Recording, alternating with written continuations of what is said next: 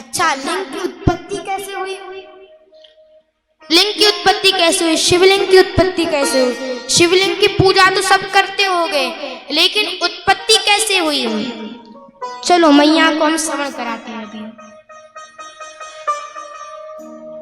शिवलिंग की उत्पत्ति कैसे हुई?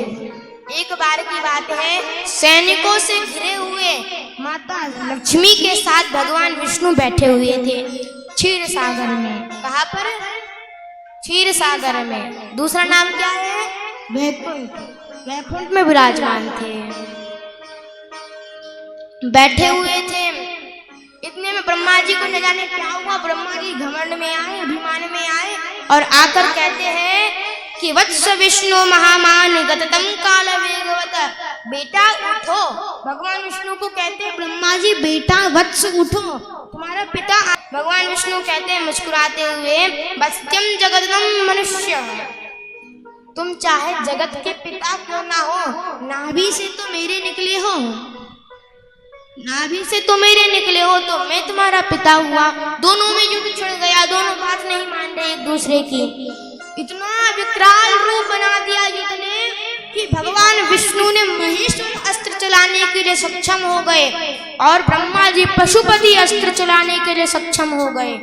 जैसे दोनों अस्त्र जाने ही वाले थे, इतने में एक स्तंभ, खंबा बीच में प्रकट हो गया। खंबा जानते हो? ऐसा खंबा प्रकट हो गया, स्तंभ प्रकट हो गया। अब दोनों ने उनके जो अस्त्र, अब दोनों ने सोचा कि इसकी ओर छोर पता करते हैं, इसकी ओर क्या है और छोर क्या है, इसकी पता करते हैं। तो भगवान विष्णु नीचे गए, ब्रह्मा जी ऊपर गए। ब्रह्मा जी ऊपर गए तो भगवान विष्णु को कुछ नहीं मिला, भगवान विष्णु वापस आ गए।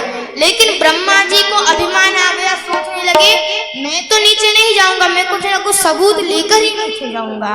इतने में भगवान विष्णु, भगवान महेश हंस गए। हंसे तो ऊपर एक केतकी का पुष्प था, वो नीचे गिर गया। वो आ रहा था, ब्रह्मा जी के हाथ में आ गया। ब्रह्मा जी कहते देखो, हम तुम्हें इतना बड़ा पद देंगे, तुम मेरी बात एक ध्यान रखो, नीचे जाकर कह देना कि इन्होंने और पता कर दिया, और छोर पता कर दी। तो केतकी ने हाँ कह दी, आ गए नीचे। तो कहा मैंने और छोर पता कर दी। भगवान विष्णु कहते क्या सबूत है?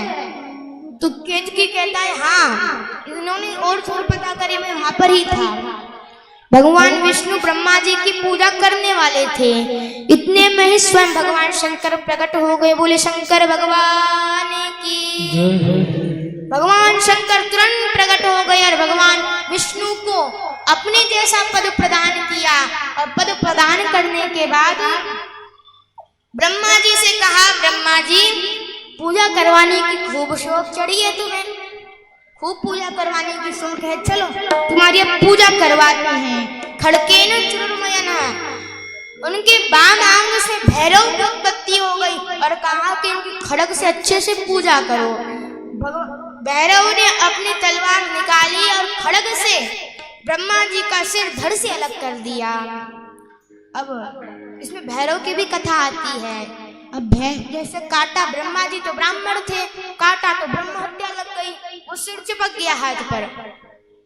अब वो ऐसा ऐसा करे निकले ना, तो भगवान शिव जी से कहते हैं प्रभु ये निकल नहीं रहा, क्या करे? विष्णु भगवान महेश कहते हैं अब तुमने ब्रह्म हत्या करी है, सारे तीर्थों का भ्रमण करके आओ।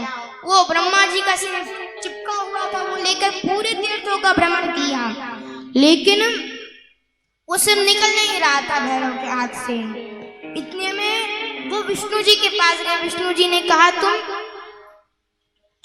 काशी जाओ, काशी में हो जाएगा। अब काशी में जाने लगे, जैसे काशी में प्रवेश किया वो सिर निकल गया।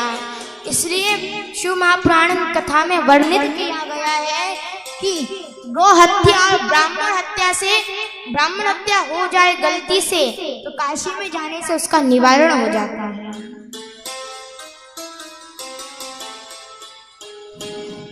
और कहा ब्रह्मा जी तुम्हारी कहीं पर भी पूजा नहीं होगी। क्या ब्रह्मा जी का मंदिर देखा है? क्यों मैया, देखा है कहीं? नहीं देखा। ब्रह्मा जी का मंदिर पुष्कर में, एक मंदिर है पुष्कर में, लेकिन उनके ज्यादा भक्त आप देखते नहीं होंगे क्योंकि श्राप लगा है कि उनकी पूजा नहीं होती है। बस एक मंदिर है पुष्कर में मैया, वहां पर ही पूजा होती है। केतकी को श्राप लिया तुम मुझ पर कभी नहीं चढ़ोगे, इसलिए केतकी को भगवान शिव पर नहीं चढ़ाया जाता है। केतकी पुष्प को कोई पुण्य अवसर पर ही चढ़ाया जाता है। दोनों ने क्षमा मांगी। क्षमा मांगने के बाद भगवान विष्णु केतकी का पुष्प कहता है, नमस्ते नाथ में जन्म निष्फलम भगवताज्ञा। मेरा जन्म निष्फल हो गया, मेरा जन्म निष्फल हो गया, मैंने भगवान की आज्ञा का अनादर किया है, क्षमा कीजिए महाराज। भगवान शिव बड़े दयालु हैं। वो दो क्षण में आशुतोष कहते हैं, दो क्षण में हंसने लग जाते हैं, दो क्षण में क्रोधित हो जाते हैं। तो हमारे शिव भगवान शिव प्रसन्न हो गए और उन्होंने क्षमा मांगी और कहा तुम सभी देवताओं पर चढ़ोगे लेकिन मुझ पर नहीं चढ़ोगी। और कहा जिस स्थान पर वो स्तंभ प्रकट हुआ था उस स्थान का नाम लिंगा स्थान पड़ा। उसका वही लिंग था, शिवलिंग पहला प्रकट हुआ था।